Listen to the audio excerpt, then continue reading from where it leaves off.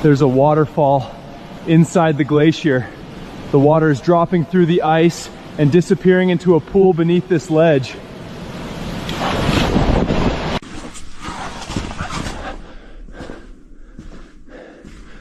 This chamber was sealed inside the glacier.